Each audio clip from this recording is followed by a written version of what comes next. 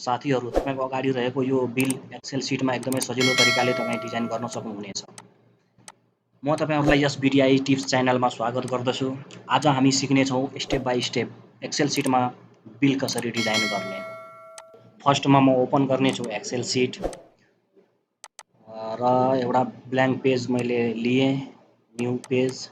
यसमा म फर्स्टमा राख्छु बिल नम्बर। फर्स्ट कोलममा म लेख्दैछु बिल नम्बर। बिल नम्बरमा म राखिहाल्छु 10301 एन्ड 10302 र यो दुईटैलाई गर्छु एकैचोटी सिलेक्ट गरेर माउसको लेफ्ट क्लिक थिच्दै सार्नुभयो भने अटोमेटिक नम्बर लेखिएर आउँछ। त्यसपछि बी कोलममा राख्छु म name of items.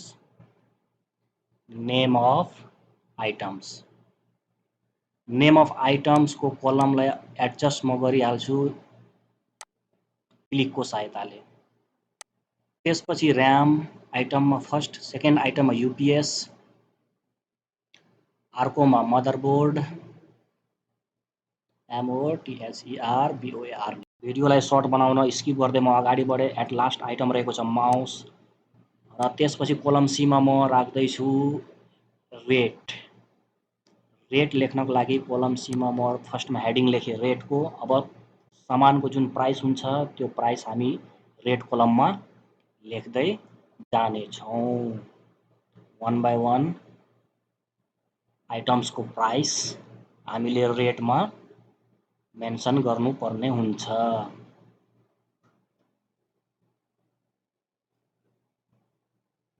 Speaker 650, 520 keyboard, 250 mouse. Then column D मा हामी राख्छौं क्वान्टिटी। कोलम डी मा हामी राख्ने छौं क्वान्टिटी सामानको जुन पिस हुन्छ, सामानको जुन क्वान्टिटी हुन्छ त्यो हामीले मेन्सन गर्नुपर्ने हुन्छ क्वान्टिटीमा। यसरी सामानको क्वान्टिटी हामी लेख्दै जाने छौं क्वान्टिटी कोलममा, कोलम डी मा। एन्ड एट लास्ट कोलम हाम्रो रहेको छ अमाउन्टको। अब हामी अमाउन्ट फर्मुलाको प्रयोग गरेर निकाल्ने छौं। यहाँनिर हामी फर्मुला मेन्सन गर्ने छौं, जसको लागि फर्स्टमा तपाई प्रेस गर्नुस् इक्वल टु बराबरको साइन, त्यसपछि रेट कोलममा गर्नुस् क्लिक, इन्टुको साइन राखेर तपाई गर्दिनुस् क्वान्टिटीमा क्लिक र एन्टर प्रेस गर्ने बित्तिकै हेर्न सक्नुहुन्छ अमाउन्ट निस्किएर आएको छ। अब यो सबै अमाउन्ट निकाल्नको लागि यहाँ राखेर क्लिक, डबल क्लिक गर्नुभयो भने अटोमेटिक टोटल अमाउन्ट जति कोलमको थियो तलतिर सबैको अमाउन्ट एकैचोटीमा निस्किएर आएको छ। अब पुरै सिलेक्ट गरेर अल बोर्डर्समा गएर म लिन्छु बोर्डर्स लिइसकेपछि हेडिङ सिलेक्ट गरेर म यसलाई एडजस्ट गर्दैछु बोल्ड गरेर। एडजस्ट गरिसकेपछि यसमा म कलर फिल गर्नेछु। फिल कलरमा गएर तपाईं आफ्नो हिसाबले कलर फिल गरेर लिन सक्नुहुनेछ। हेर्न सक्नुहुन्छ। अब हामीलाई चाहिने छ टोटल, भ्याट र ग्रान्ड टोटलको कोलम, जसको लागि मैले 3 वटा कोलम सिलेक्ट गरेर अल बोर्डर्स गरिदिएँ र फर्स्टको 2टा कोलम मर्ज गर्ने, सेकेन्डको पनि 2टा कोलम सिलेक्ट गरेर मर्जमा क्लिक गरेर मर्ज गर्ने, थर्डको पनि 2टा कोलम सिलेक्ट गरेर मर्ज गरिहाल्ने र फर्स्टमा म राख्दैछु टोटल।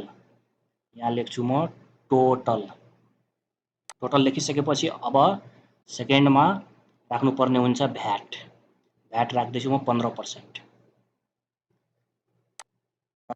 लास्टमा ग्रान्ड टोटल आउँछ। ग्रान्ड टोटलको लागि म यहाँ लेखिहालेँ ग्रान्ड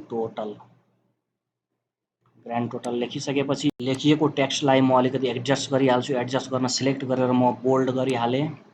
बोल्ड गरिसकेपछि म एलिगेन्ट राइटमा गर्छु क्लिक। एलिगेन्ट राइटमा क्लिक गरिसकेपछि तपाईँ हेर्न सक्नुहुन्छ एडजस्ट भएर आएको छ। अब टोटलको फर्मुला निकाल्नको लागि जस्ट तपाईँ जानुपर्ने हुन्छ अटो सम माथि।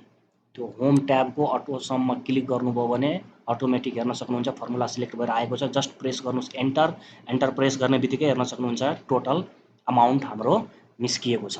अब भ्याट 15% को फर्मुला लगाउनुभन्दा पहिले इक्वल टू साइन राख्नुहोस्, टोटल कोलममा गर्नुहोस् क्लिक, त्यसपछि इन्टुको साइन लिनुहोस् र 15% छ भने 15, 18 छ भने 18 लेखेर डिभाइड 100ले गरेर एन्टर प्रेस गर्नुभयो भने यहाँ हेर्न सक्नुहुन्छ भ्याटको अमाउन्ट पनि हाम्रो निस्किएको छ।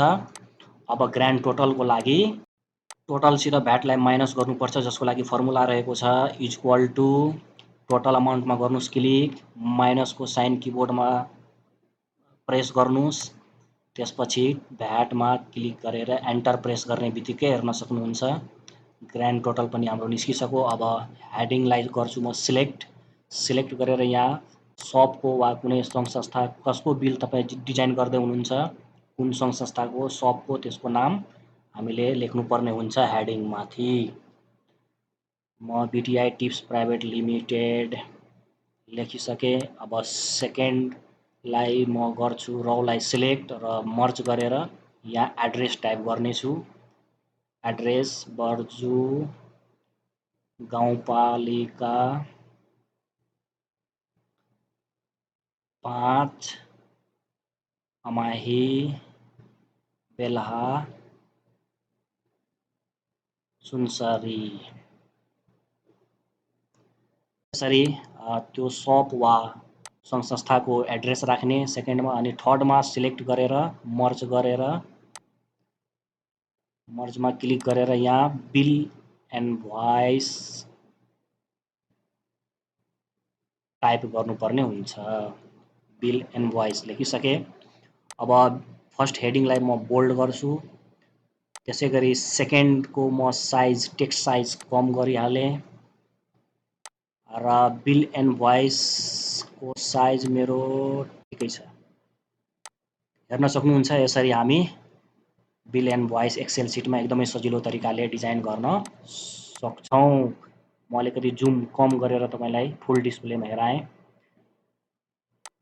मेरो यस बिटिआई टिप्स च्यानल सब्सक्राइब गर्नुभएको छैन भने सब्सक्राइब गरी बेल आइकन प्रेस गर्न नभुल्नुहोला।